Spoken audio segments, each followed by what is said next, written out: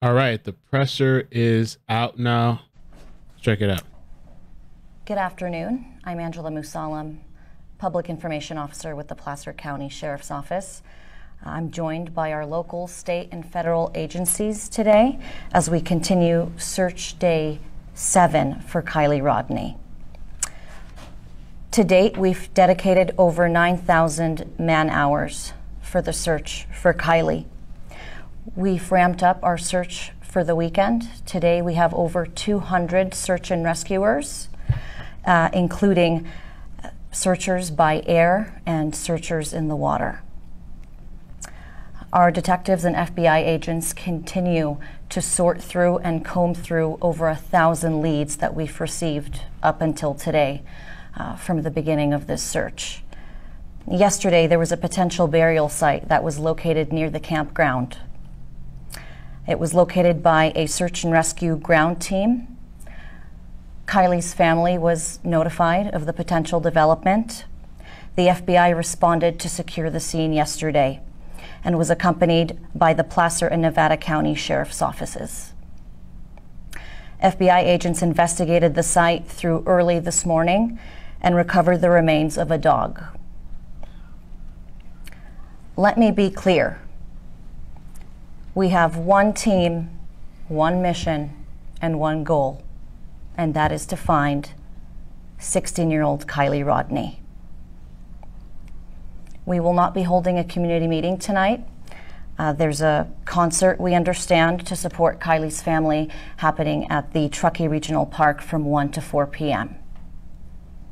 We'd like to remind everybody we have set up multiple ways for people to anonymously contact the Sheriff's Office regarding tips. Some of those options are available here to my left. We have an online portal. We also have a tip line that you can call by phone. We also have a link tree that we set up for people who would like to submit any photos and any videos from that evening of the party. You will be able to submit them anonymously without using your name, number, or email address. So again, we still are urging people in the community who may still be hesitant. You know, you're not going to get in trouble. All we want to know is where is Kiely? Where is her vehicle? We just want to find Kiely. Thank you. Angela, can you or the officers behind you confirm that her phone, Kiely's phone, the last ping was near the water?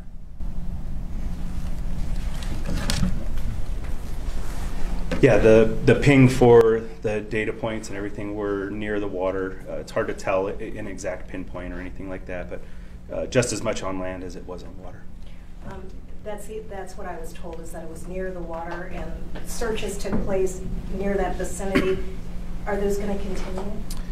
Yeah, today we have 226 searchers, pretty astronomical number. I think the overhead team at the search and rescue,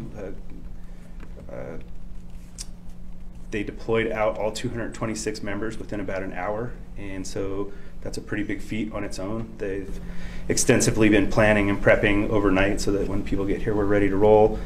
The area has been walked, driven, flown, grid searched. They're getting into tighter grid searching to, you know, at this point we're looking for small and anything evidence-wise, as opposed to cars, people, things of that nature, even phones. We're trying to make it even tighter. We had swimmers we announced the other day that actually did surface swimming, so we don't want to disturb the water even underneath, because that can cause its own problems, and divers have been deployed at this point as well to assist in the search. It's been pretty thorough overall, but yeah, we continue to look for that item as well. Just because it was last pinged there, that doesn't mean that that's where the phone stopped being. There's lots of reasons of why those notifications or data points could be lost. Could you tell us what body of water and what time that last ping was? The Prosser Lake is where we're focused on right now. Prosser Lake. But again, that doesn't mean that that's the last location. So, when was the ping that you had? I think the last location known that we've put out, you know, from I think day one is around 12:30 in the morning. Your There was, this morning I was out by Prosser and there was a dive team from Alameda. But just a few feet to the side there were people recreating and people going by in a canoe. Are you not afraid about them disturbing any possible evidence that could be there? Yeah, you balance this, shut everybody out, and we don't have evidence to say that there's something that we're going to locate. Are you better off having more eyes in the area or not? There's times where we have shut down areas. We closed off the boat ramp at one point in time to cover like certain area and ground and things like that. So there's always a concern, but we also don't have like a, hey, this is the area. And so at what point do you cut off the entire Forest Service and things of that nature? So I think we've been reasonable with the areas and times we've had to put in stop gaps to prevent people from moving around, but we do that based off of information. More people around gives us information, but they've been recreating throughout that lake since long before, and so it is tough. A diving operation like that is really almost like you're going into the water blind, and they're basically searching with hands, because once you start maneuvering the ground, it's like going through mud. So these are tough operations, and there is no right answer for everything, but that's always a concern. Everything is. Do you know about how deep it is right now? Because the water level is so low, yeah, below the natural level. The deepest point for Prosser that I was told was 57 feet. Thank you. Did you have divers out there today and swimmers today? Divers, yes, today. I don't know if they have swimmers out today. Swimmers was a precaution so that we could ensure, to clarify, because there's so many levels to this. We had boats, we had side sonars, which allow you to see things, certain types of fish finders, which can go lower down into the water. But at that point, we still hadn't touched the ground or anything like that. So swimmers on the surface allowed to use masks and see things without murking up the water, just to cover if there's something you could see. Because once you touch the ground, you could potentially have all that earth come back up over any kind of evidentiary item. So divers were the last case scenario in the attempt, because for the most part, you could go in over and over and over again, but potentially you get one shot at it. And so trying to use a phased approach that makes the most sense and gets us to where we want to be. And my apologies, I'm new to the area. How large is that lake? I don't know. It's not a very big lake overall. It's a man-made reservoir, and I believe as large as it is, I believe we have extremely good coverage on that lake as well. Okay. And what's the name of the dive team? There's a lot of teams. I'm surprised they're still searching that lake. I thought they were done with that. Out there, so I don't know specifically. I know Alameda was mentioned. I don't know which all teams were brought in, simply because they all showing up today, and then some have been added. But I can tell you that numerous agencies from all over California are coming up to assist. 226 searchers is a pretty large number. We're expecting the same tomorrow. Do you expect to go back in the water tomorrow? Depending. It all depends on coverage, right? We want to use our resources for the best purposes. There's bodies of water that we're also interested in. We've been checking, but we have to have purpose and reason for what we're using our searchers for. Are you also calling on the public to help in these land searches, maybe terrain searches, or is it just law enforcement right now? Our searchers are volunteers, the majority of them, but they also go through a training. So Cal OES has a typing system, so when the sheriff's office is going to utilize searchers for a specific purpose, they have to be trained up, they have to have all these things, and they're covered under what's called a disaster service worker. So workers' comp is picked up by the state in case of things that could go wrong, or injuries and whatnot, where we wouldn't be able to supply that for people in the public. And so we don't give direction, but we also provided a mapping system, CalTopo, which is a free app that anybody can download, but we've also included a map that is here locally at the family's trailer here in the rec yard or the rec center parking lot. It has a map, QR code, and then people can see where other people have searched and also contribute to the tracks.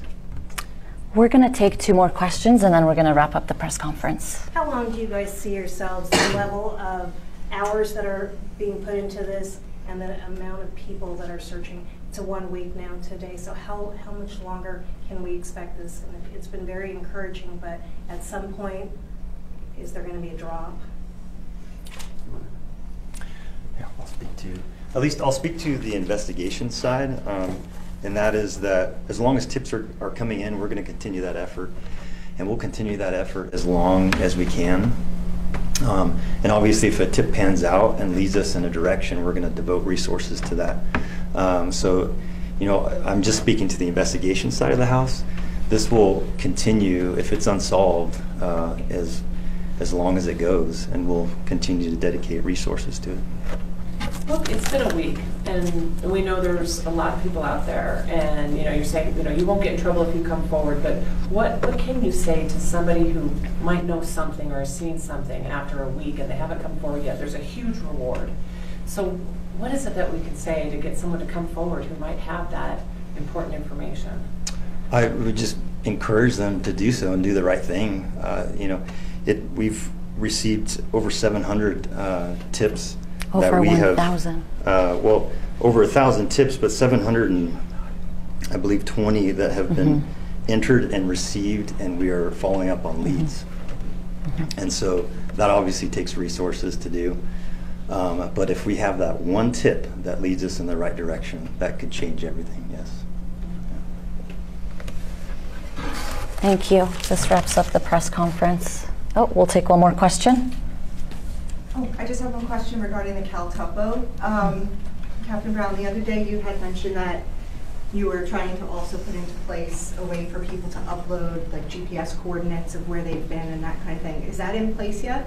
I believe that is in place, and I want to say that there was a mechanism designed and should be, I can follow up with it too and get back with you, but at the trailer I believe we had members out there to give people some instruction. There was also a system set up so that we could take the tracks, download them. Marin County was helping us to process those and get them entered. So I believe that's it's through the same app. Yeah. Great. So ultimately somebody who used a GPS unit can save those tracks, and then those can be uploaded at a later time. It doesn't have to be done through like the live tracking that's being utilized. But I've looked at the map. There are people going out. They are using it. And I think that it's helpful in a big way, but people keep asking, should I go where those tracks are? Should I not? I don't know, because somebody could walk right by a car or a person and not even know it, and that happens lots of searches and lots of times. And so there is no direction, because if I had somewhere I would send teams. We have 226 people I would send to that location, but we don't. So we just encourage people that if they see something, let us know, and then we can help follow up and look at it. Don't touch things if you see something and you're concerned about it, but let us know. And to follow on what Lieutenant Barnhart said, the search and rescue, of course, is going to have to tailor back at some point in time. But our teams, even today, this morning, are building out plans that go well beyond any point of time and continually expand.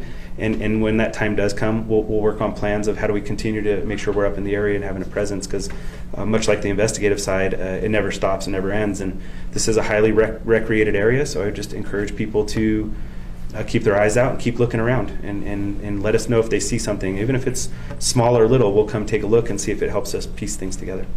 Thank you. Thanks.